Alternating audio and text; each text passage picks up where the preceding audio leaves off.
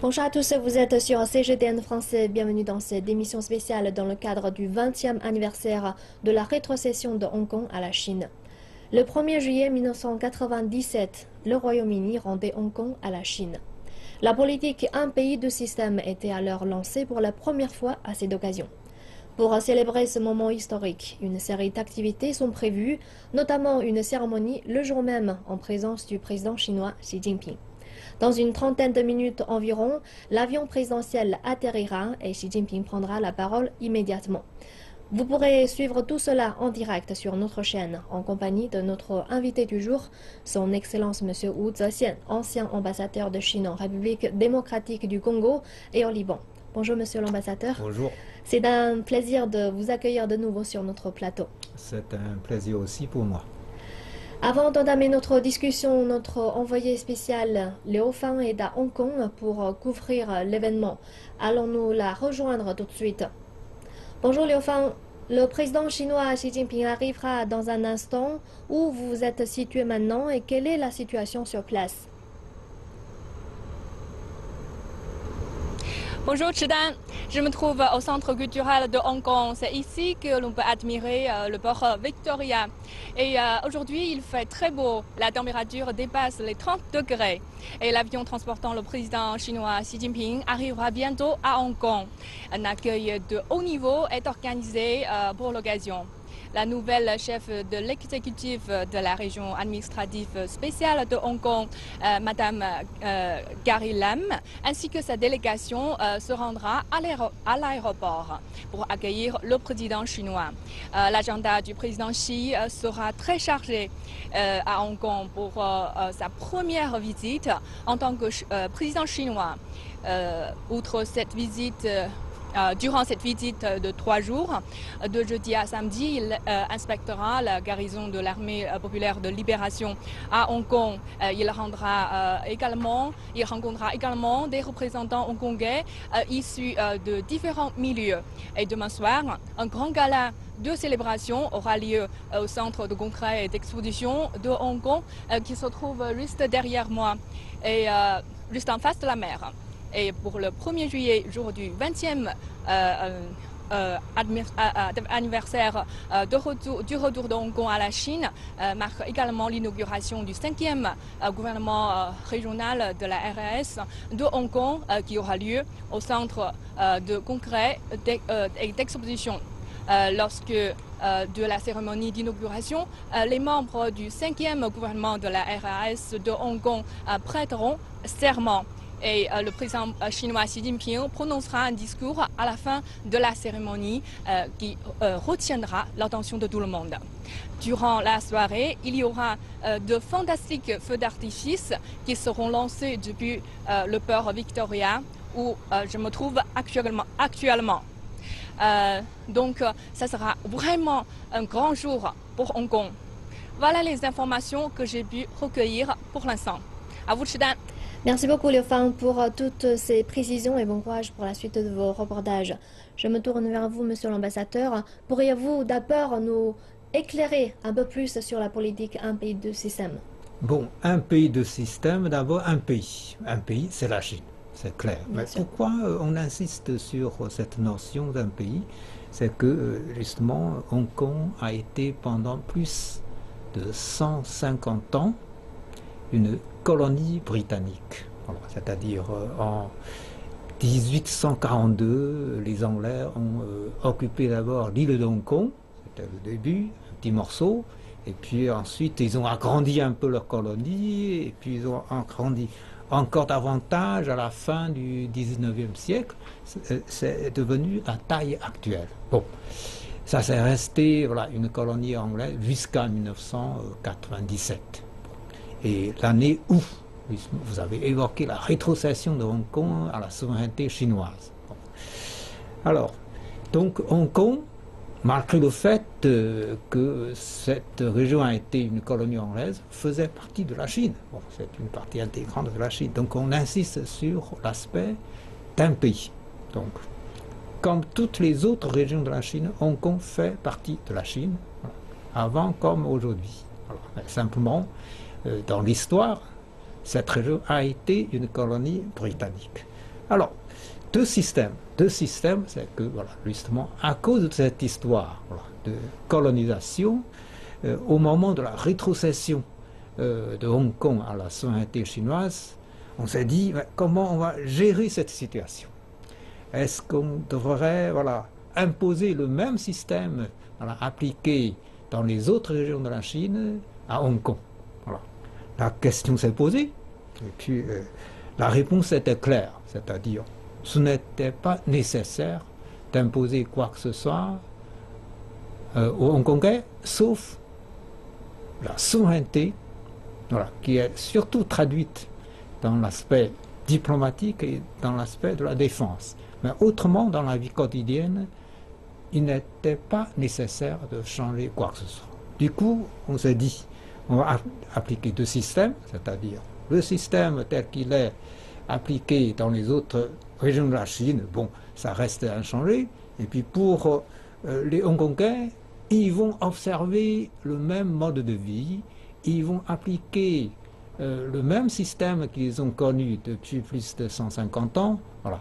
Donc on a gardé tel qu'il est, voilà, pratiquement en termes de système social, en termes de système économique, en termes de mode de vie pour les habitants de Hong Kong. Voilà, c'est ça.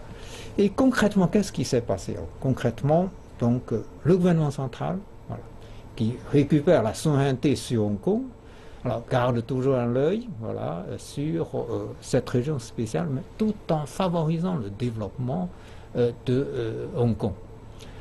Comme j'ai insisté tout à l'heure, la diplomatie et la défense, ce sont des affaires du gouvernement central. Par contre, en termes de l'administration, en termes de législation, en termes de justice, les Hongkongais ont une autonomie très grande. Très très grande, à tel point que les autorités locales, surtout les dirigeants, les leaders locaux, sont élus uniquement par les habitants de Hong Kong. Il n'y a pas une nomination du gouvernement central pour quelqu'un d'autre, voilà, qui vienne de l'extérieur. Ce sont les Hongkongais qui élisent leurs leaders pour former les autorités locales qui sont ensuite approuvés. Voilà.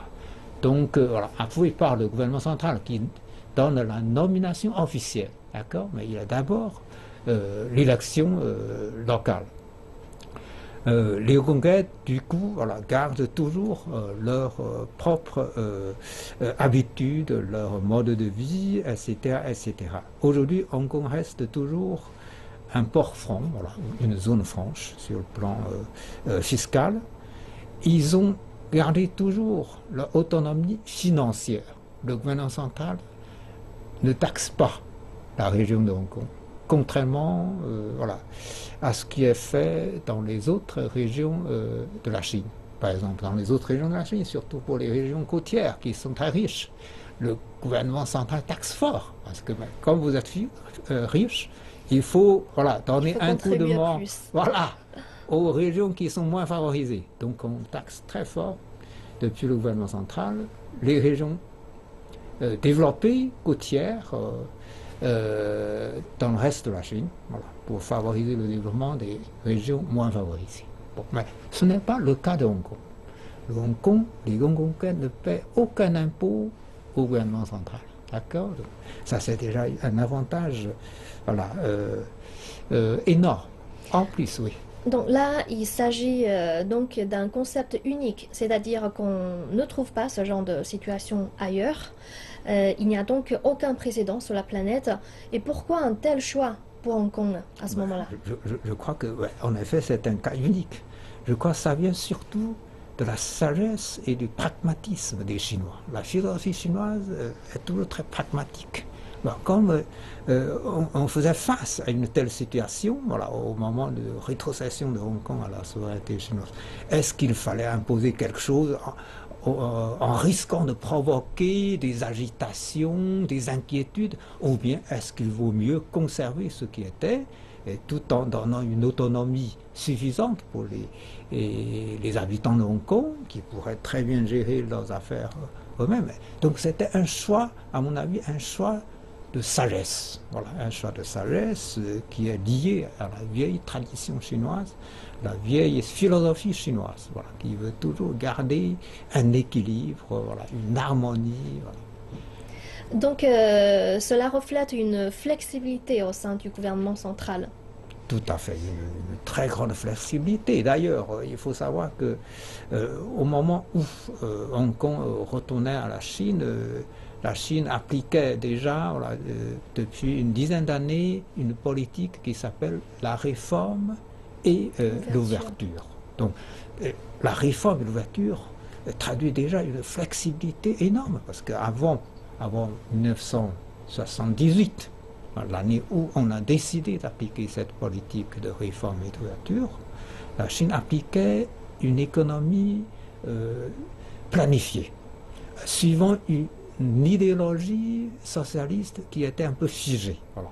Mais justement, on a réfléchi, on a discuté, on s'est dit il vaut mieux adapter l'idéologie marxiste ou communiste à la réalité chinoise. Donc, vous voyez, encore une fois, c'est le pragmatisme.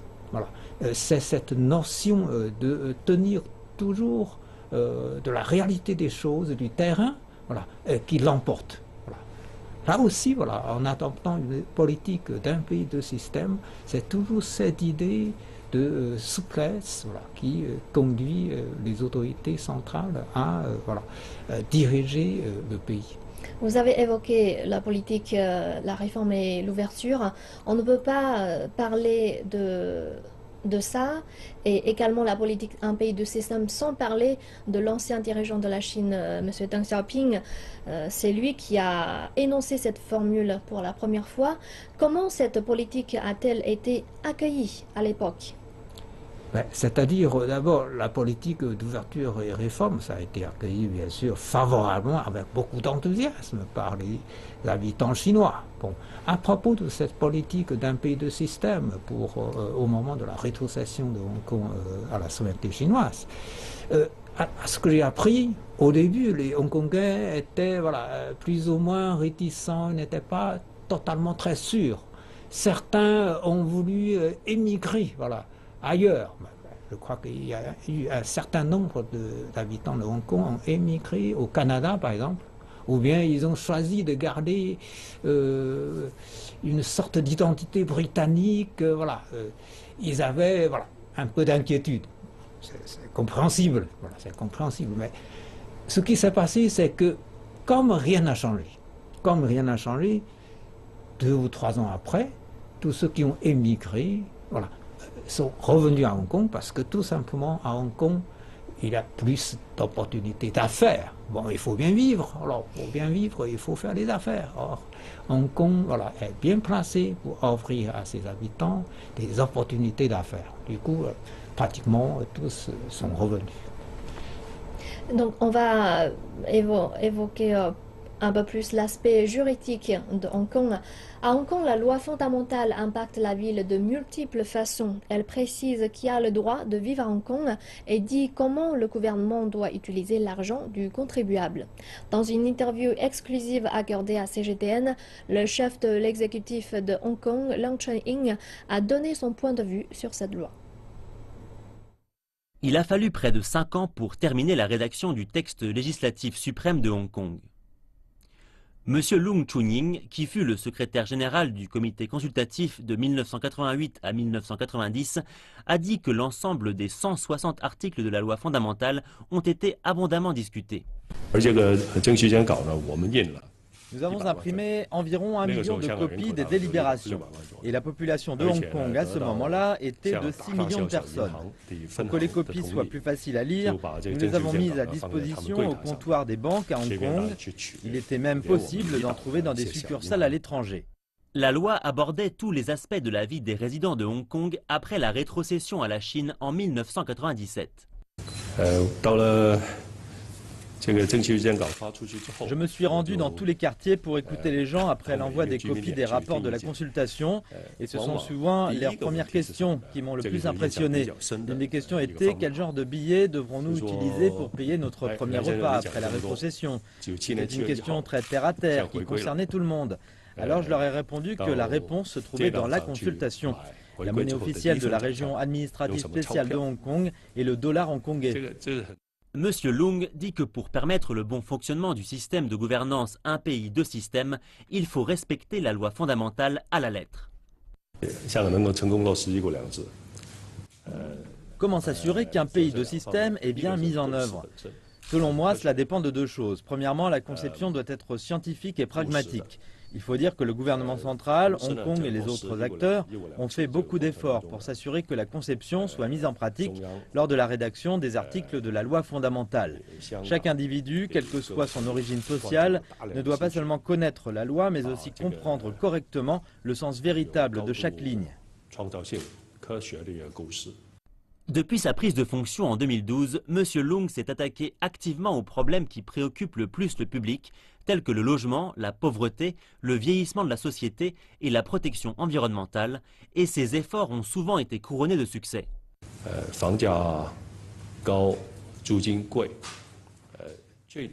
La principale cause des prix élevés de l'immobilier, c'est la pénurie d'offres. C'est pour cela que nous avons beaucoup travaillé au cours des 5 dernières années pour augmenter le nombre de logements en replanifiant l'utilisation des terrains et en ouvrant de nouveaux terrains. Hong Kong comptera 96 000 logements supplémentaires dans les 3 à 4 prochaines années. Cela représentera une hausse de près de 50% par rapport à l'état des choses lorsque j'ai pris mes fonctions en 2012. Quant aux questions relatives aux personnes âgées et à la pauvreté, nous avons intensifié nos efforts pour soutenir et aider la population. Nous avons mis en place un seuil officiel de pauvreté pour la première fois que nous utilisons pour mesurer nos résultats dans les programmes de lutte contre la pauvreté. Et puis les dépenses de sécurité sociale ont augmenté de 71% en 5 ans. C'est aussi une hausse considérable. Lorsque l'on parle du développement économique et social futur de Hong Kong, M. Leung est confiant et pense que les projets de développement de la baie Guangdong, Hong Kong-Macao et de l'initiative Ceinture et Route offriront de nouvelles opportunités à la ville. Les habitants de Hong Kong, particulièrement la jeunesse, vont profiter de beaucoup de débouchés professionnels grâce à la coopération entre Hong Kong et les villes de la région de la baie dans les prochaines 30 ou 40 années. L'initiative Ceinture et Route représente une autre opportunité. Hong Kong est l'une des villes chinoises les plus internationalisées. Nous pouvons en tirer profit en travaillant avec les entreprises de l'intérieur du pays et en aidant les entreprises étrangères à investir dans le reste du pays. L'avenir économique et social de Hong Kong sera rayonnant si nous saisissons ces deux chances. Le chef de l'exécutif a aussi affirmé que Hong Kong, grande bénéficiaire du système de gouvernance un pays deux systèmes, doit prendre en compte les objectifs nationaux ainsi que ses propres forces quand elle se projette dans l'avenir. Selon lui, Hong Kong doit être consciente de ses responsabilités et contribuer au développement national. Le tout premier chef de l'exécutif de la région administrative spéciale de Hong Kong, Tong Ching-hwa, était présent à la cérémonie de passation et a depuis assisté au développement de la ville. Notre collaborateur spécial James Chow s'est entretenu avec M. Dong pour voir ce qu'il pense de la ville. Vous êtes devenu le tout premier chef de l'exécutif de la RAS de Hong Kong et pour cette raison, vous occuperez toujours une place particulière au sein d'un pan unique de l'histoire mondiale. Quelle était votre vision à l'époque, en 1997, et jusqu'à quel point l'avez-vous accompli?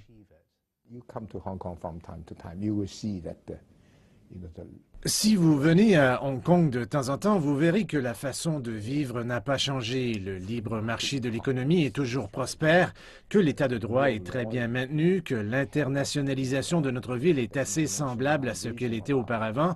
Le mode de vie n'a pas changé, alors le mode un pays deux systèmes fonctionne vraiment bien.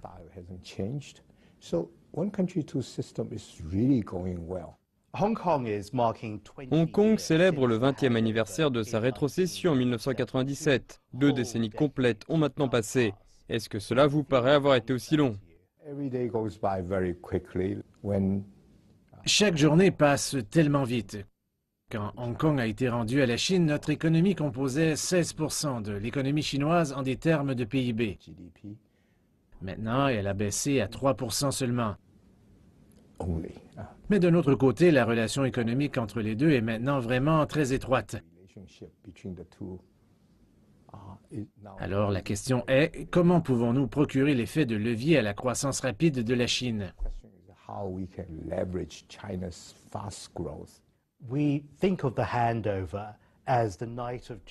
Nous voyons la rétrocession comme étant la passation qui s'est produite dans la nuit du 30 juin au petit matin du 1er juillet. Mais en réalité, il y a eu plusieurs années de négociations complexes. Quels étaient les obstacles les plus difficiles que les négociateurs ont eu à surmonter? One country, two system has never been tried before, okay? So therefore Un pays, deux systèmes n'avait jamais été essayé auparavant, donc par conséquent, il était clair que les négociations entre ces deux pays allaient être difficiles. Mais M. Deng Xiaoping cherchait comment ramener la souveraineté à la Chine de manière pacifique et aussi, il voulait s'assurer que la population de Hong Kong pourrait continuer après coup d'y vivre confortablement sans qu'il n'y ait trop de changements. C'est pourquoi il a de manière ingénieuse divisé ce système en un pays, deux systèmes. C'est pourquoi nous avons assisté à une passation de la souveraineté tout en douceur. Il y a 20 ans, la ville de Hong Kong est redevenue une partie de la Chine après un siècle et demi de domination coloniale. Voyons comment les Chinois ont pu respecter la promesse d'un pays deux systèmes et les défis qui attendent le territoire insulaire. Dirigeants et citoyens du passé, du présent et de l'avenir de Hong Kong ont répondu à nos questions. C'est à Hong Kong qu'on peut observer l'horizon le plus étonnant du monde. C'est une ville d'immigrants avec seulement quelques habitants originaires d'ici. La plupart des Hongkongais sont arrivés de la partie continentale de la Chine. Certains sont arrivés il y a longtemps, d'autres plus récemment.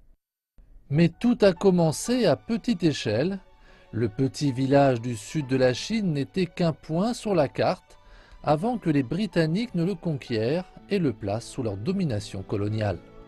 Mais ce qui rend Hong Kong si particulier, ce n'est pas ce que les colons ont apporté, mais ce qu'ont fait les colonisés. En quelques décennies, Hong Kong est devenue l'une des économies les plus libres et les plus dynamiques au monde. En dépit des difficultés, Hong Kong a développé sa propre culture de diversité et son propre mode de vie. En 1997, Hong Kong a été rétrocédé à la Chine, mais son autonomie et son caractère unique sont restés intacts. En fait, la ville a réalisé ses plus grands combats contre une épidémie et autres prédateurs financiers. Mais une chose que Hong Kong ne devrait jamais combattre, c'est sa patrie, qui a toujours apporté sa force à la région. Voici le bâtiment le plus ancien de Hong Kong. C'était aussi le plus grand à l'époque. En 1915, il s'agissait d'une gare ferroviaire reliant Guangzhou à Hong Kong. Même aujourd'hui, Hong Kong sert toujours de pont reliant la partie continentale au monde. Mais ce lien n'est pas sans interrogation. Hong Kong est un territoire minuscule. Tout le monde est en concurrence pour obtenir de l'espace, pour y vivre, pour y travailler et pour faire entendre sa voix politique. En tant que région administrative spéciale, les douleurs croissantes et la confusion politique en ont aveuglé beaucoup et troublé la vie d'encore plus de personnes. Alors que le reste de la Chine se développe, Hong Kong ralentit. La ville insulaire a perdu une partie de son ancienne gloire. Ses habitants peinent à trouver leur place au sein de la nation. Nous sommes à Victoria Park, l'un des espaces ouverts de Hong Kong. Les gens viennent ici pour se regrouper, protester, mais aussi faire leurs exercices matinaux. Le parc est comme la ville, nul ne serait capable de dire qui vient de Shanghai, du Guangdong ou du Fujian. D'ailleurs, personne ne s'en soucie. Ils viennent ici pour apporter un changement. Parfois, ils se frottent les uns contre les autres ou s'opposent les uns aux autres, mais ils trouvent toujours un moyen de remonter ensemble la pente. Hong Kong a été témoin d'énormes changements économiques au cours des 20 dernières années. Avec son système bancaire et juridique solide, la ville a été classée comme l'une des économies les plus libres au monde. Hong Kong a connu une croissance modérée et stable de son PIB depuis son retour à la Chine en 1997 et les conditions de vie des Hongkongais se sont décalement améliorées. Mais qu'est-ce qu'il en est si on compare la ville à la partie continentale de la Chine ? Le PIB de Hong Kong a connu une croissance moyenne de 3,2% par an depuis son retour en 1997, tandis que les taux de croissance sur la même période pour Shanghai et Guangzhou étaient eux de 6,7% et 8%. Les statistiques officielles montrent que le revenu annuel des habitants de Hong Kong en 2016 a augmenté de 5,3%, tandis que celui des habitants de la partie continentale a connu des pourcentages un peu plus élevés, 8,8% pour Shanghai et 8,5% pour Guangzhou. Le PIB de Hong Kong représentait un peu plus de 18% du PIB de la partie continentale en 1997. Ce pourcentage est tombé à moins de 3% presque 20 ans plus tard en raison de la rapide croissance économique de la partie continentale. Durant des années, Hong Kong a tenté de bâtir sa propre industrie technologique pour encourager sa croissance économique. Mais ses efforts ont été éclipsés par sa ville voisine, Shenzhen, souvent considérée comme la Silicon Valley de la Chine. Alors Hong Kong parviendra-t-elle à devenir un incubateur pour un autre Alibaba ou Snapchat? Reportage sur place. Alors que désormais Instagram et Facebook sont indispensables à tout voyage à l'étranger, posséder un smartphone avec un accès illimité à Internet pourrait bien être le produit rêvé du touriste. Une start-up locale de Hong Kong, Think Labs, rend possible ce rêve. Désormais, de nombreux hôtels de Hong Kong fournissent ce téléphone appelé Handy à leurs clients. Il s'agit d'un smartphone disposant du système Android. Basiquement, il n'est pas différent de votre propre téléphone, si les tonnes de publicité et de promotion ne vous dérangent pas. Trouver ce marché de niche a aidé Think Labs à devenir la première start-up hongkongaise évaluée à 1 milliard de dollars. Et le directeur technique de l'entreprise nous raconte ce qu'il faut pour bâtir une start-up qui réussit à Hong Kong. Pour moi, si vous me parlez des défis, c'est vraiment de trouver les bonnes personnes qui ont une exposition dans une entreprise internationale ou une entreprise à forte croissance. Son entreprise se développe désormais rapidement à l'étranger, avec des bureaux à Londres et à Singapour. Mais Yuan déclare qu'avec seulement 7 millions de personnes, le marché de Hong Kong est trop petit. Je pense qu'à Hong Kong, vous êtes contraint d'aller à l'international. Vous n'avez pas d'autre choix que d'y aller. Et ce, même si vous réalisez une part de marché à 100% à Hong Kong. C'est très très petit. Contrairement au commerce à Hong Kong, les startups de Shenzhen ont un accès direct au marché de consommation massif de la partie continentale du pays.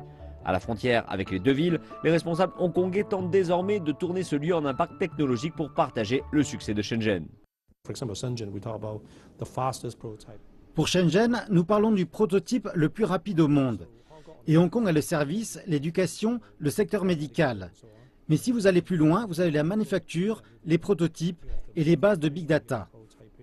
Et les experts déclarent que les startups de Hong Kong peuvent également bénéficier de l'expérience et du talent des employés chinois. Et c'est une opportunité que l'industrie technologique de Hong Kong ne peut simplement pas se permettre de manquer. Et voilà, c'était quelques reportages sur Hong Kong. Je me tourne vers vous, monsieur l'ambassadeur. Après le retour de Hong Kong à la Chine, cette politique d'un pays du système a aussi été utilisée pour d'autres territoires, notamment 2 ans plus tard pour Macao. Quels sont les avantages alors de cette politique? L'avantage, c'est évident, c'est d'abord la stabilité. Bon, les rétrocessions des anciennes colonies qui ont été sous domination des puissances étrangères pendant plus d'un siècle, certainement quelque chose qui pourrait provoquer un remous, une agitation, des bouleversements. Mais là, rien ne s'est passé grâce à cette politique d'un pays de système. C'est aussi bien pour le cas de Hong Kong que pour le cas de Macao. Rien ne s'est passé, il n'y a aucun agissement ou conflit. C'était passé dans les meilleures conditions. Ça, c'est déjà un avantage très important. Ensuite, cette politique d'un pays de système ont permis aux habitants de vivre dans les meilleures conditions. Ils n'ont pas vu leur mode de vie changer. Bon. Aujourd'hui, d'après ce qu'on a constaté, l'espérance de vie des habitants de Hong Kong se trouve parmi les premiers dans le monde. Alors, les habitants, les hommes à Hong Kong ont une espérance de vie de plus de 81 ans, tandis que pour les dames, alors c'est 87, plus de 87 ans. Vous voyez, ce sont des gens qui vivent heureux, sinon on ne peut pas expliquer leur longévité. En plus, c'est une des villes les plus stressantes du monde. Oui. Donc c'est encore plus difficile de vivre plus longtemps. La ville est connue pour ses activités intenses. C'est une ville dynamique sur le plan économique. On peut imaginer que les gens travaillent beaucoup. Et malgré ça, les gens vivent assez longtemps. Cela prouve qu'ils ont une qualité de vie qui se trouve parmi les meilleurs dans le monde. D'accord ? Donc on dit que pour juger la réussite ou non d'une politique, il faut voir si les peuples en tirent profit. Est-ce le cas à Hong Kong ? Je pense que tout à l'heure, vous avez un peu répondu à cette question. Oui, je vais continuer. Bon. L'espérance de vie s'explique par des faits très concrets. Par exemple, pour bien vivre, il faut un emploi. Or, le taux de chômage à Hong Kong se trouve parmi les plus bas dans le monde. C'est inférieur à 3,5% depuis toutes ces dernières années. Alors, en espace de 20 ans, la création des emplois a été de 650 000. Donc en 20 ans, on a créé 650 000 emplois. Ça, c'est formidable. Donc, pour pouvoir bien vivre, pour pouvoir vivre décemment, il faut un emploi décent. Or, justement, Hong Kong a réussi à offrir, après la rétrocession, durant tous ces 20 ans, autant de postes d'emploi. Ça, c'est vraiment quelque chose de fondamental. Alors, en plus, il y a aussi beaucoup d'investissements, puisque l'économie le permet, beaucoup d'investissements dans les infrastructures pour améliorer la qualité de vie des gens. Par exemple, en 20 ans, on a construit 9 lignes de chemin de fer pour créer un réseau express régional, pour faciliter le transport, le voyage des habitants. Alors, 9 lignes de chemin de fer ont été construites et il est question de construire encore 7 supplémentaires. Lorsque tout le réseau express régional sera terminé, ce sera un réseau qui pourrait desservir les 3/4 des agglomérations de Hong Kong. Vous voyez, tout ça contribue à améliorer la qualité de vie des habitants. Et l'aéroport de Hong Kong. Alors, aussitôt après la rétrocession de Hong Kong à la souveraineté chinoise, le nouvel aéroport a été mis en service. Aujourd'hui, on a constaté que c'est encore insuffisant pour les trafics aériens. Il est question aujourd'hui de construire la 3e piste. La taille de cet aéroport sera doublée.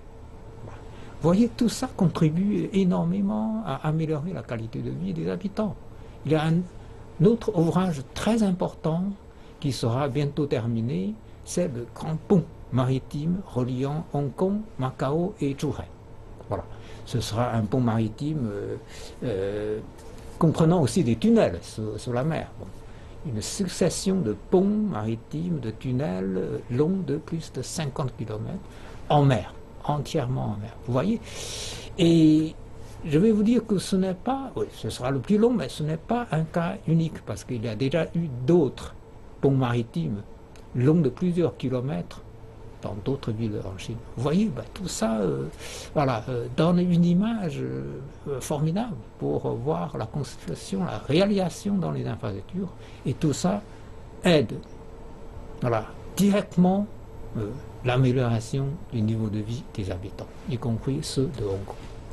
Donc 20 ans se sont écoulés depuis le retour. Et ces 20 années ont été une période critique au cours d'un développement rapide de la Chine, des changements profonds dont a témoigné la société chinoise. Pouvez-vous résumer en quelques phrases ces mutations sociales? Bon, alors c'est vrai que voilà, lorsqu'on évoque l'évolution positive de Hong Kong, on ne peut pas oublier les autres régions de la Chine qui se développent, comme on a montré dans le reportage, qui se développent avec une vitesse encore plus rapide. En effet, durant ces 20 dernières années, la Chine a continué à évoluer rapidement. Voilà. En fait, il faut, de façon rétrospective, voir une période plus longue, à partir de l'année 1978, l'année où on a commencé, comme on a mentionné tout à l'heure, la politique de réforme et d'ouverture.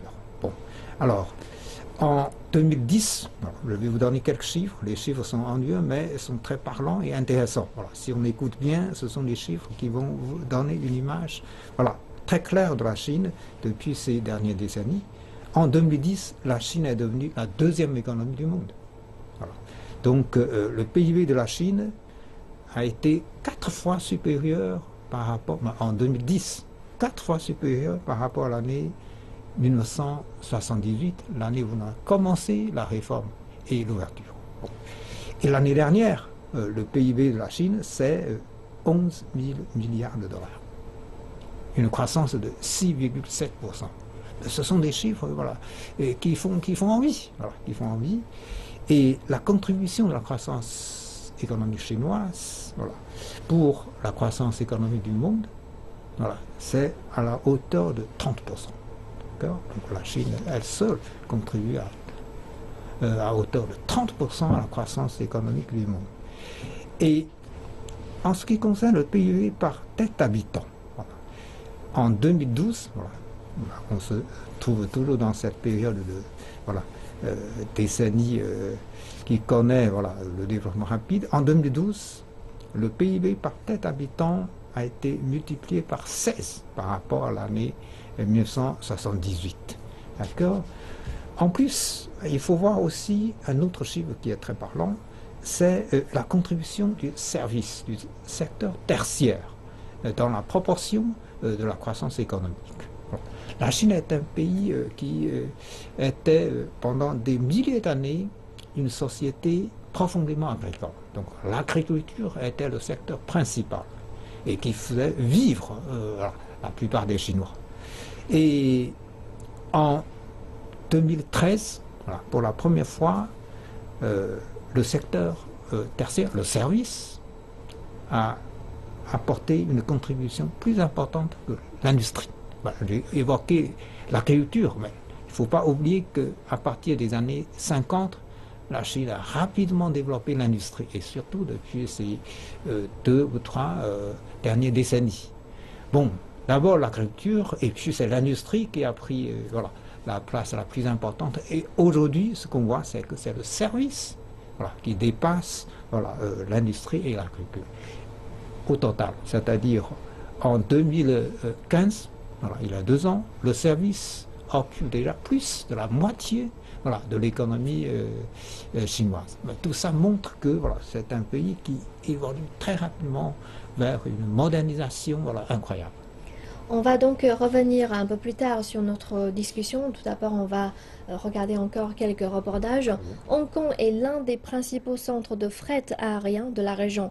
Non seulement l'industrie est-elle un élément indispensable de l'économie de la ville, elle sert également de porte d'entrée importante pour la partie continentale de la Chine. Maintenant, alors que l'industrie de la logistique sur la partie continentale se développe rapidement, l'activité de fret aérien de Hong Kong doit être réinventée. Le premier certificat en 12 ans, l'autorité de l'aviation de Hong Kong a délivré à Hong Kong Air Cargo un permis d'exploitation en avril. Le chef de l'exécutif de Hong Kong, C.Y. Long, a décrit la situation comme un jalon important pour l'industrie de l'aviation de la ville. Le président du nouveau transporteur pense, malgré toutes les difficultés liées à l'application, que c'est quelque chose qui doit être fait. Hong Kong a une situation géographique stratégique d'où les avions peuvent atteindre la moitié de la population mondiale dans un délai de vol de 5 heures. En outre, l'aéroport international de Hong Kong possède une des plus importantes capacités de manutention de fret dans le monde. Cela nous apporte des possibilités d'affaires illimitées. La capacité de fret de l'aéroport international de Hong Kong a augmenté de 3,2% l'an dernier pour atteindre plus de 4,5 millions de tonnes. Cela représentait plus de 40% de la valeur totale du commerce extérieur de la ville. Dans le cadre de l'initiative Ceinture et Route et de la stratégie de développement de la Grande Baie, l'industrie est confrontée à autant de défis que d'opportunités.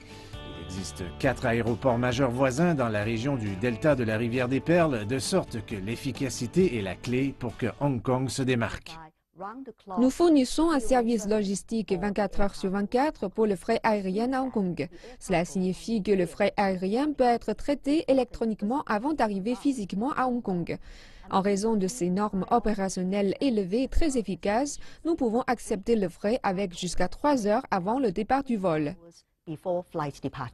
L'industrie de Hong Kong bénéficie également d'un réseau aérien plus étendu. La construction d'une 3e piste à l'aéroport devrait débuter bientôt et devrait doubler la capacité actuelle de manutention du fret. Et la question est la suivante. Qu'en est-il de la concurrence croissante de la logistique du fret aérien continental? Le responsable des transports de Hong Kong estime que ce n'est pas un jeu à somme nulle. Je ne crois pas que si nous voulons gagner, nos ports voisins perdront. Je pense que nous pouvons travailler ensemble et ravir ces grands marchés, en particulier avec l'aide de l'initiative Ceinture et Route. Je suis sûr que les 5 aéroports de cette région auront leur propre rôle à jouer. Nous pouvons nous compléter les uns avec les autres.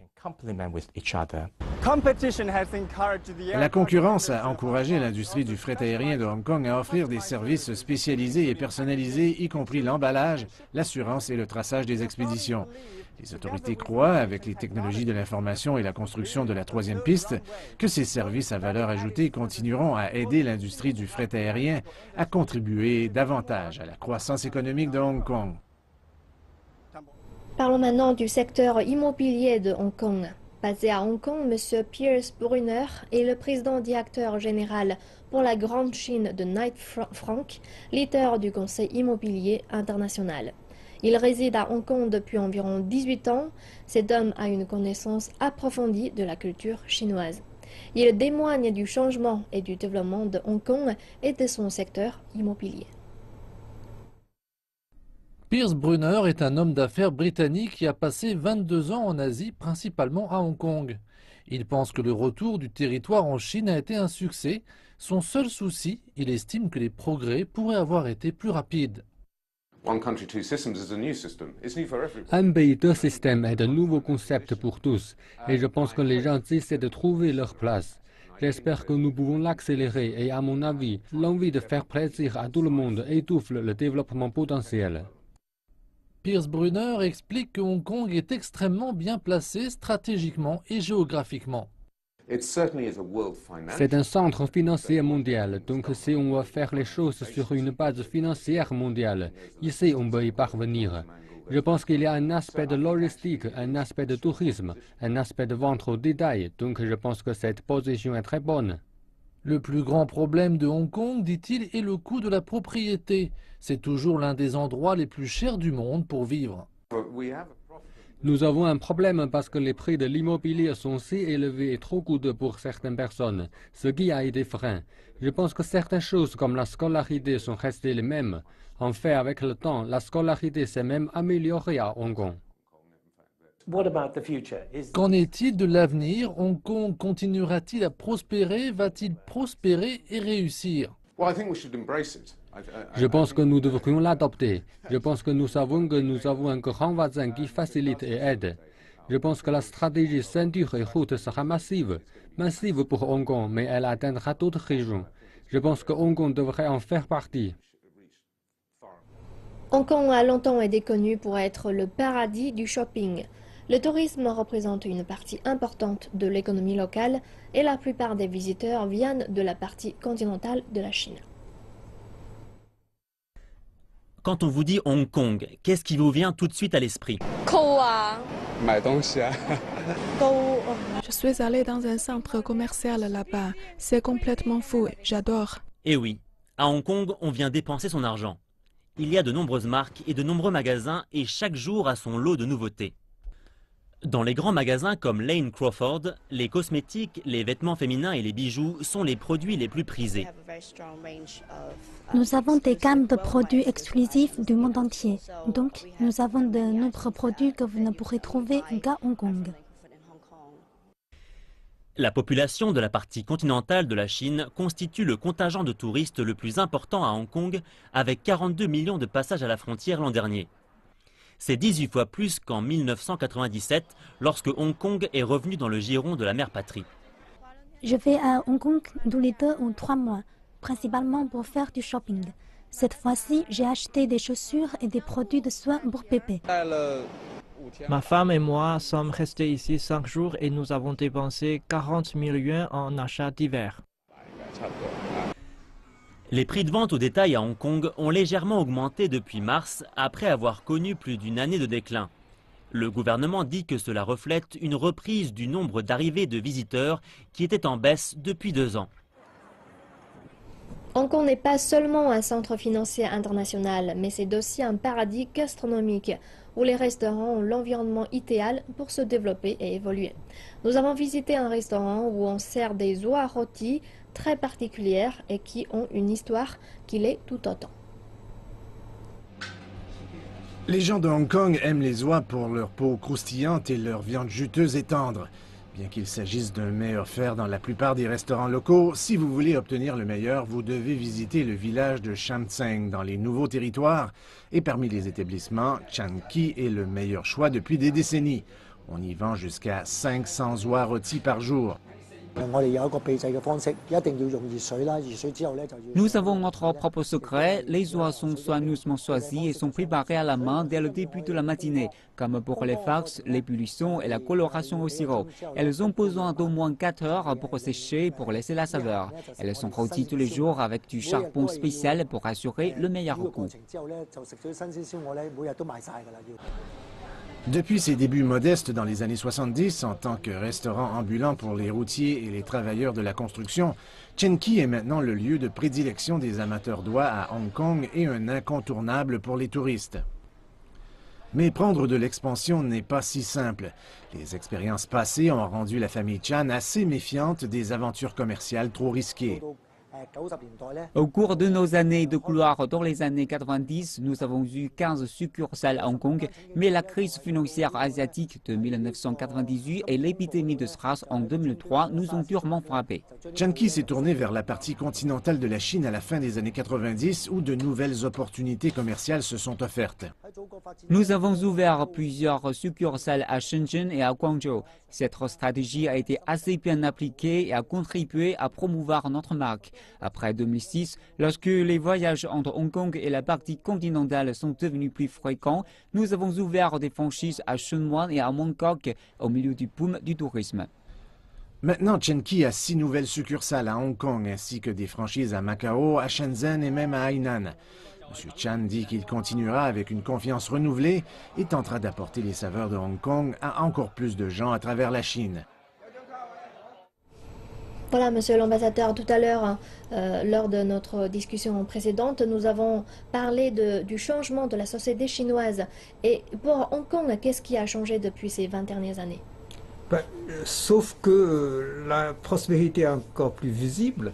Il n'y a pas d'autres changements majeurs. Voilà. Il n'y a que des évolutions positives, à mon avis. Parce que j'ai visité moi-même Hong Kong il y a plus d'1 an. C'était relativement récent. Ce que j'ai constaté, c'est que les Hongkongais vivent heureux. Voilà. La vie continue. Comme on a montré dans le reportage, beaucoup de gens font du shopping. Voilà. Donc voilà, tout marche très fort. Bon, j'espère que ça va continuer. Je suis sûr que ça va continuer. C'est d'ailleurs comme dans les autres régions de la Chine. En fait, moi, j'ai également visité Hong Kong au fil des années, quelques fois. En fait, moi, j'ai remarqué que maintenant, il y a de plus en plus de Hongkongais qui parlent de mandarin. Alors avant, ce n'était pas le cas. Je pense qu'ils sont obligés, ils sont obligés. Ce n'est pas un phénomène unique pour Hong Kong. dans les autres régions de la Chine. La jeune génération parle mandarin, parce que sinon ils ne pouvaient pas communiquer avec les autres. Avec la modernisation du pays, avec l'urbanisation, avec l'éducation, avec le développement économique et social, c'est un phénomène obligé. Les gens doivent apprendre mandarin, bien sûr, mais il faut savoir aussi, beaucoup de jeunes parlent anglais aujourd'hui pour pouvoir sortir du pays, voyager dans le monde, faire des affaires, etc. etc. Peut-être que les Hongkongais doivent apprendre à dealer avec la culture chinoise. Alors auparavant, ils ont un peu moins de chances de s'échanger avec les gens de la partie continentale. Il y avait certainement moins de possibilités et moins de besoins. Comme c'était séparé, ils avaient moins de besoin de communiquer avec les habitants des autres régions de la Chine. Donc ils n'avaient pas le besoin de parler mandarin. Aujourd'hui, c'est obligé. Ils voyagent aussi, les habitants de Hong Kong. Voilà. Ils voulaient profiter aussi du développement des autres régions de la Chine. Bon. Donc la langue, c'est certainement important. Mais ceci étant, je pense que c'est une ville qui a à la fois un aspect occidentalisé, mais qui garde en même temps la tradition. Voilà. On trouve quand même des traces traditionnelles à Hong Kong. Est-ce que vous considérez que la formule « un pays, deux systèmes » a évolué au cours des 20 ans? Oui, c'est-à-dire un pays de système, ça évolue dans un sens où il y a plus d'interaction entre les deux côtés. Voilà. Comme on a dit, puisqu'il s'agit d'un seul pays, du coup le gouvernement central appuie fortement le développement de Hong Kong. On a déjà montré dans le reportage qu'au début de la rétrocession, il y a eu une crise grave, une crise financière qui touche l'ensemble de l'Asie. Beaucoup de spéculateurs financiers internationaux ont voulu s'attaquer à Hong Kong. Voilà. C'était une bataille rangée, très, très dure. Et le gouvernement central a fait tous les efforts pour soutenir Hong Kong et finalement on a gagné. Hong Kong n'a pas été ruiné par ces attaques. Je crois que les attaquants, par contre, eux, ils ont perdu beaucoup d'argent. Ça c'est déjà un fait important et peu après, on a évoqué dans le reportage, il y a eu un problème de virus SARS, une épidémie qui a ravagé Hong Kong, mais comme le reste de la Chine. Et le gouvernement central a appuyé énormément les autorités de Hong Kong pour résoudre ce problème. Et ensuite, toujours dans la même année 2003, il y a eu un arrangement de développement en commun sur le plan économique et financier entre Hong Kong et les autres régions de la Chine, surtout entre Hong Kong et la province de Canton. Voilà. Ça a beaucoup aidé le développement de Hong Kong après la crise. Donc tout ça évolue. Alors ça, ce que j'ai évoqué, c'est sur le plan économique surtout, mais sur le plan législatif, puisque Hong Kong dispose d'une autonomie et sur le plan législatif aussi, il y a aussi une évolution. C'est-à-dire, je crois que c'était en 2012, le nombre des membres du Conseil législatif a augmenté. Voilà, il y avait 60 et maintenant il y a 70. Voilà.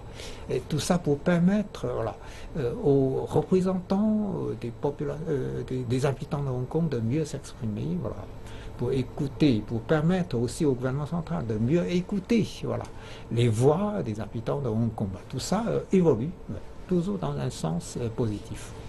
Grâce à sa particularité historique et stratégique, Hong Kong donne une impression parfaitement métisse de la culture occidentale et orientale.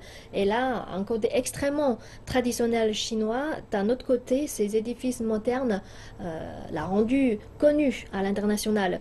Cela constitue le charme unique de Hong Kong. Comment développer son économie tout en respectant ses particularités? Bon, la charme unique, oui, c'était pendant longtemps la charme unique, mais je pense que maintenant c'est de moins en moins unique, hein, parce qu'on voit dans les autres villes de la Chine, il y a aussi voilà, des charmes plus ou moins différents, mais voilà. Mais c'est vrai que c'est quand même, chaque ville est unique, hein, chaque ville est unique. Hong Kong voilà, a une particularité que les autres ne peuvent pas copier, par exemple. Voilà, sa situation graphique, son climat, sa culture, ses traditions historiques, les traces qu'ont laissé les Anglais, par exemple, aussi. Bon. Donc c'est quand même voilà, une ville particulière. À mon avis, il n'y a pas de problème pour voilà, faire cohabiter voilà, une culture internationale et la tradition chinoise. Ce n'est pas un problème dans la mesure où, surtout dans la mentalité des Chinois, voilà, c'est la cohabitation des différentes civilisations et de différentes cultures qui est intéressante. Voilà. On n'a pas voilà, une mentalité exclusive voilà, de rejet vis-à-vis des autres cultures. Mais au contraire, voilà, depuis plus d'un siècle, la Chine a introduit massivement la civilisation occidentale, y compris la science, le système politique, l'idéologie, voilà, depuis le monde occidental. Il faut savoir que le marxisme qui est adopté par le parti au pouvoir en Chine, le marxisme, ça vient de l'Occident. Voilà, d'accord ? Donc pour nous, les Chinois, en particulier pour les Hongkongais, je ne crois pas que la cohabitation entre une civilisation et une culture internationale ou occidentale et la tradition chinoise pose un problème. Au contraire, on peut très bien combiner les deux et créer une particularité voilà, qui est encore plus intéressante, qui constitue voilà, un charme encore plus grand voilà, pour tous les visiteurs. Lors des 2 sessions politiques en mars cette année, le gouvernement chinois a évoqué le concept de la région de la baie de Canton, Hong Kong et Macao. Tout à l'heure, vous avez mentionné la construction d'un pont qui relie Zhuhai, Macao et Hong Kong. La connexion est donc plus forte que jamais entre ces régions côtières. Quels sont les enjeux de cette stratégie ? Ben, ce sera certainement voilà, quelque chose de très important et très avantageux pour l'ensemble de cette région, aussi bien pour Hong Kong, pour Macao, mais aussi pour la région de Canton. Voilà. Donc on va créer une sorte de synergie entre 3 entités économiques qui sont voilà, distinctes, mais qui font un ensemble. Il y aura plus de coopération. Il y aura certainement plus de facilité sur le plan administratif pour encourager encore davantage les activités économiques. Bon. Donc on peut s'attendre à beaucoup de choses, mais ce n'est pas une idée unique pour cette région, parce que dans les autres régions de la Chine, on prévoit le même programme de développement. Par exemple, dans le delta du Yangtze, voilà, la région de Shanghai, avec toutes les villes qui sont dans ses alentours. Voilà. C'est aussi le cas pour la baie de Bohai, voilà, c'est-à-dire la région autour de la ville de Tianjin, qui est une ville voisine de Pékin. Voilà. On a déjà lancé aussi le même programme. C'est aussi l'idée de créer voilà, une zone de développement dans son ensemble, dans la région de Sichuan, voilà, avec les villes autour de Chengdu, voilà, avec toutes les villes de l'alentour. Donc ce genre d'expérience voilà, n'est pas une première, mais la particularité c'est qu'il s'agit cette fois-ci de 3 entités qui sont voilà, administrativement distinctes. Parce que dans les autres cas, c'était toujours sous la même administration. Donc, moi j'allais demander en fait, quels sont les défis majeurs de cette stratégie ? Les défis, justement, c'est ça. C'est-à-dire, comme il s'agit de 3 zones administrativement autonomes, comment on peut coopérer ? Comment on peut voilà, mener la coordination des actions des uns et des autres. C'est là voilà, le plus grand problème. Par exemple, pour l'instant, pour passer de Canton à Hong Kong, ou bien passer de Canton à Macao, il faut passer par une sorte de frontière quand même. D'accord? Bon, bien sûr, les formalités sont très simples, mais ça existe toujours. Bon.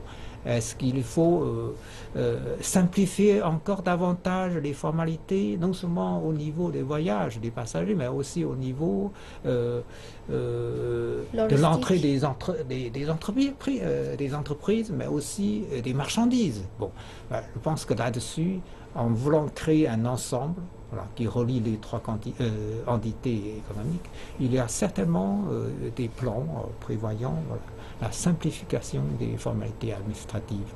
Et dans le monde, il y a d'autres zones similaires aussi. Effectivement, après la région des baies de New York et de San Francisco aux États-Unis, et également la baie de Tokyo au Japon, qu'est-ce qui différencie la baie de Canton, Hong Kong et Macao aux trois autres?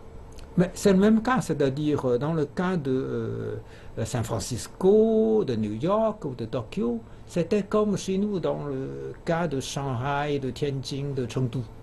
C'était toujours sous la même administration. Mais ici, voilà, la particularité, encore une fois, c'est que ce sont trois entités sous administration différente. C'est là qu'il y a des efforts à faire pour mieux coordonner, pour créer effectivement cette synergie qui devrait profiter à tout le monde, aux trois entités, à tous. Parlons un peu de Macao. Juste 2 ans après la rétrocession de Hong Kong, Macao est revenu à la Chine en 1999. Et à Macao, est-ce que l'évolution, le développement de Macao est différent que celle de Hong Kong? L'idée directrice d'un pays de système elle-même, qui s'applique aussi bien pour Hong Kong que pour Macao. Mais il y a une particularité intéressante, c'est que Macao est une ville qui vit en grande partie des jeux. Alors, ça c'est un aspect assez intéressant parce que les jeux sont interdits dans le reste de la Chine. D'accord? Or, on a permis à Macao de continuer de développer ces activités basées sur les jeux. Vous voyez cette tolérance et cette souplesse. Et bon, bien sûr, Macao ne vit pas uniquement des jeux, il vit aussi d'autres activités économiques.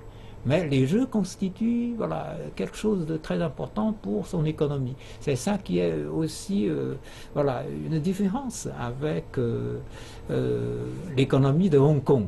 Bon, je n'ai pas visité Macao, mais j'ai été dans la ville voisine de Zhuhai, qui est séparée c'est très intéressant, juste un bâtiment qui sert de contrôle de passage. Et à l'autre côté du bâtiment, c'est Macao. Et ici. Macao est plutôt sous l'influence portugaise. Tout à fait. C'était une colonie portugaise. Il y a des efforts aujourd'hui aussi de la part des gouvernements centrales de soutenir le développement de Macao. On a créé par exemple une sorte de zone spéciale dans la partie Zhuhai, mais qui est utilisée par les habitants de Macao, puisque Macao est tout petit, il n'y a pas beaucoup d'espace de développement. Du coup, on a accordé une zone pour permettre le développement de Macao. Une partie de l'université de Macao s'installe justement dans cette zone de Zhuhai. Mais les habitants de Macao n'ont pas besoin de présenter un papier pour venir dans cette zone. Nous avons parlé de l'économie de Hong Kong. Alors l'économie de Hong Kong repose beaucoup sur le secteur financier. Elle est qualifiée de l'une des meilleures destinations d'investissement en Asie. Alors, depuis 1997, la croissance annuelle en moyenne de Hong Kong est de 3,2%. Et elle est l'un des pôles qui réunit le plus de banques dans le monde. Tout cela pour dire que le marché de Hong Kong est dynamique, flexible, mais également complexe. À votre avis, est-ce que cela veut dire que ce marché est compliqué à gérer, surtout pour les investisseurs? Le marché boursier de Hong Kong est très important. Hong Kong occupe 4e place en Asie et 7e dans le monde. Bon, à mon avis, on n'a pas à s'inquiéter pour les investisseurs qui sont, voilà, il ne faut pas sous-estimer leur intelligence et leur capacité de jouer dans les bourses. Bien sûr, il y a des gagnants, il y a des perdants, mais ça fait partie, voilà, des jeux de marché. Bon, mais la place de Hong Kong reste une place très attirante. Très attirante. Cela explique également le dynamisme de la ville de Hong Kong. Parce que c'est en effet non seulement un port franc, mais c'est aussi une place financière, voilà, un marché boursier très important qui attire beaucoup de gens.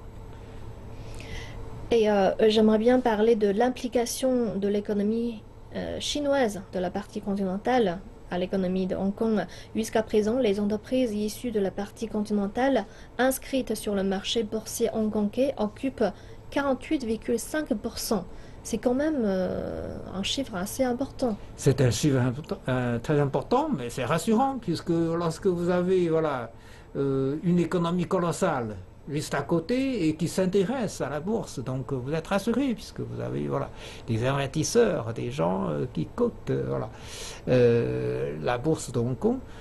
C'est un facteur positif. Voilà. Pour les autres investisseurs, ben, ils doivent être rassurés en disant, puisque les entreprises chinoises, voilà, tout en sachant que l'économie chinoise, c'est la deuxième économie du monde, puisque toutes ces entreprises chinoises s'intéressent à la bourse de Hong Kong, et bien, bon, ben, il y a certainement des avantages. Bon, ben, c'est un facteur, à mon avis, tout à fait rassurant. Et les entreprises chinoises ont consacré beaucoup à la création d'emplois sur le marché local de Hong Kong, j'imagine. Évidemment, mais il faut savoir aussi que, voilà, le marché voilà, des autres régions, surtout de la région de Canton, voilà, reste, voilà, un marché très important pour les entreprises de Hong Kong. Parce que Hong Kong, ben, c'est une ville. Bon, la capacité de consommation est limitée. Voilà. Donc il faut voilà, trouver, voilà, les débouchés pour les produits, voilà, qu'ils font. Et il faut aussi faire valoir leur expérience, voilà, dans le secteur financier, dans le secteur de services. Voilà. Et tout ça, bah, ils trouvent justement les débouchés sur les marchés des autres régions de la Chine, et particulièrement dans la région de Canton, puisque vous avez toute une série de grandes villes comme Guangzhou, comme Shenzhen, comme Zhuhai, voilà, qui absorbent justement cette capacité d'affaires des Hongkongais. Et quels défis peuvent-ils envisager les entreprises chinoises qui souhaitent investir à Hong Kong? Bon, alors je pense qu'il y a certainement des plans, des programmations des autorités congolaises, mais qui sont certainement approuvées aussi par le gouvernement central. C'est-à-dire, pour tout développement, il faut quand même, voilà, un plan, voilà, qui permet un développement dans les meilleures conditions. Alors, à mon avis, les investissements sont toujours bienvenus, hein, aussi bien à Hong Kong que dans les autres régions de la Chine. Si les entreprises chinoises des autres régions souhaitent investir à Hong Kong, ben, tant mieux, mais je crois qu'aujourd'hui, c'est plutôt le contraire qui se passe. Beaucoup d'hommes d'affaires hongkongais investissent, voilà, dans les autres régions de la Chine, en dehors de Hong Kong. Voilà, parce que c'est plus facile de trouver de l'espace, trouver de la main-d'œuvre, voilà, qualifiée. C'est plus facile de réunir des fonds nécessaires auprès des banques. Voilà. Donc voilà, je pense qu'il y a certainement une interaction, voilà, des deux côtés. Et également, maintenant, il y a beaucoup d'investisseurs chinois qui investissent à l'étranger aussi. Bien sûr, bien sûr. Et donc, quels sont les avantages d'investir à Hong Kong alors, comparé à la Chine continentale ou bien les pays à l'étranger?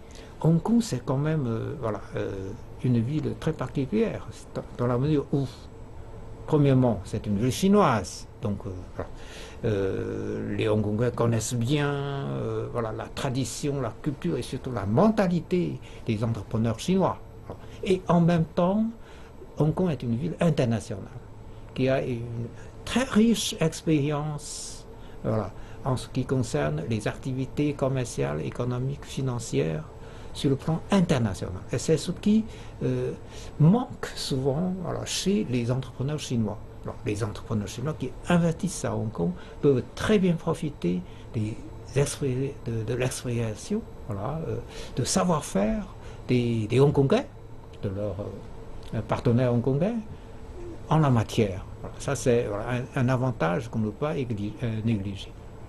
Vous avez sûrement visité Hong Kong. Oui, mais comme j'ai évoqué tout à l'heure, l'année dernière, j'ai visité Hong Kong en tant qu'un touriste et j'ai marché à pied pratiquement dans tous les quartiers principaux de Hong Kong. J'ai bien observé la vie quotidienne des Hongkongais. Voilà, j'ai voulu voir quel est le dynamisme de cette ville et ça m'a beaucoup plu. Et quelles ont été vos premières impressions sur Hong Kong?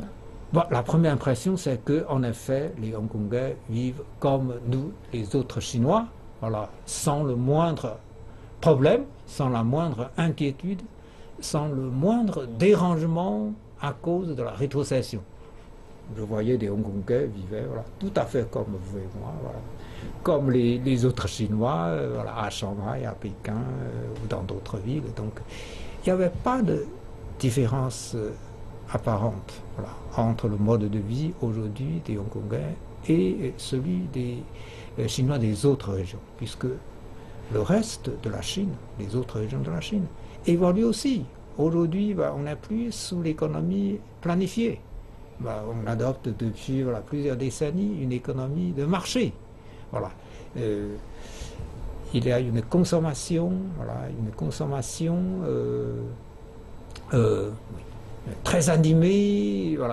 Vous avez vu tout à l'heure des images de shopping, des touristes chinois qui font des achats à Hong Kong. Ici à Pékin, à Shanghai, dans d'autres villes chinoises, vous avez aussi beaucoup de consommateurs, une culture de consommation qui est très développée. Tout le monde consomme dans la mesure où on a la possibilité. On a le revenu qui est plus confortable qu'avant, pourquoi pas aller consommer. Donc voilà. Excusez-moi de vous interrompre. L'avion présidentiel est arrivé à l'aéroport de Hong Kong. Rendons-nous tout de suite sur la piste.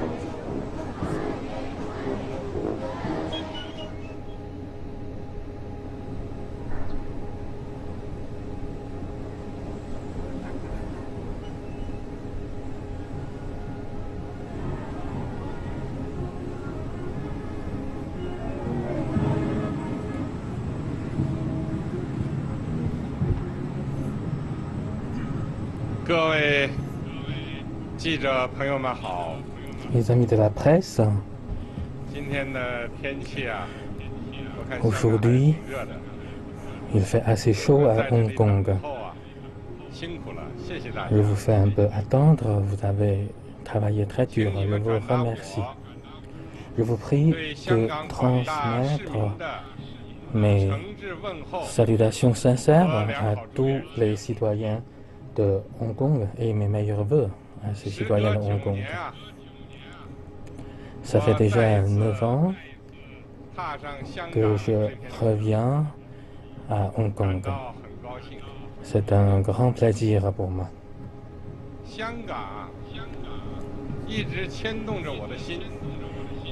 Je suis de près le développement de Hong Kong. Dans 2 jours, nous allons célébrer le 20e anniversaire de retour de Hong Kong dans le giron de la mère patrie. Pour notre nation, pour Hong Kong, il s'agit d'un grand événement et d'un événement heureux.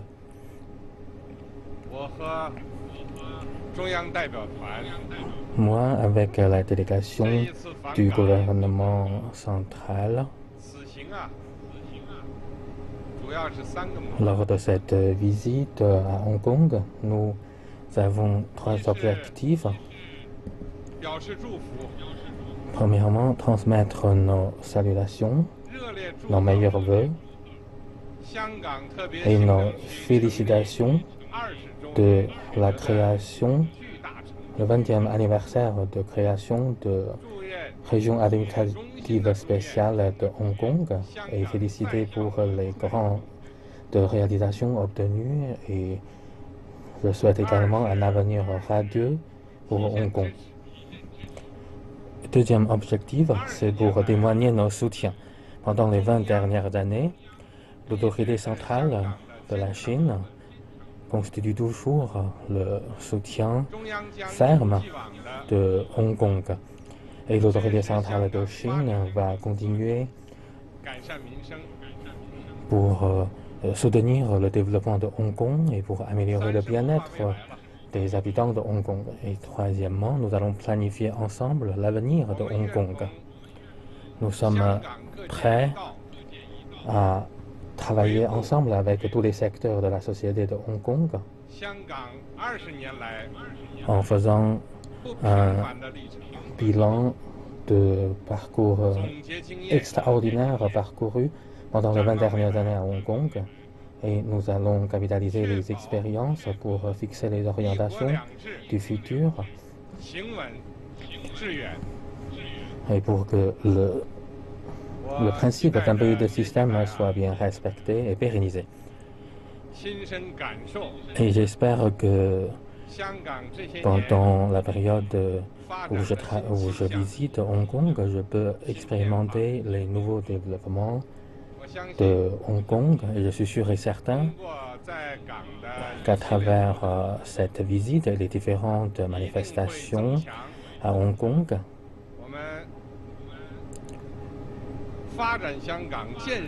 et nous allons certainement renforcer notre confiance pour le développement et pour la construction de Hong Kong. Je vous remercie.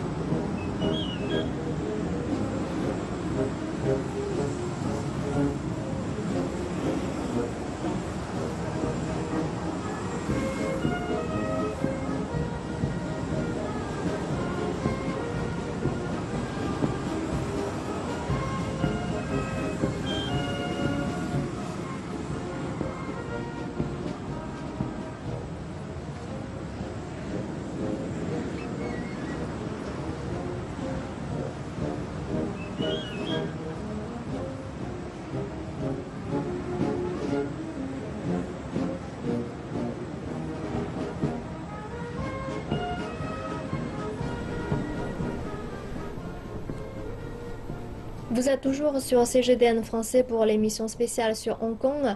Nous venons de suivre le discours du président chinois Xi Jinping. Je me tourne vers notre invité, son Excellence M. Wu Zetian maintenant. Monsieur l'ambassadeur, qu'est-ce qu'on peut alors retenir de son discours? Bon, mais comme le président a bien dit, il a voulu dire trois choses. Voilà. La première, c'est ses vœux, voilà, ses félicitations surtout pour les succès que les Hongkongais ont obtenus voilà, durant ces 20 dernières années. Deuxième chose, c'est la réaffirmation de la part du gouvernement central en ce qui concerne l'appui voilà, du gouvernement central pour le développement de Hong Kong. Et la troisième chose, c'est une programmation voilà, du développement à l'avenir de Hong Kong, voilà, tout en voilà, combinant les efforts des Hongkongais, mais aussi le soutien, voilà, l'appui des autres régions de la Chine. Je crois que ce sont trois points essentiels que le président Xi a voulu voilà, faire connaître aux Hongkongais. C'est un message voilà, très rassurant et très important.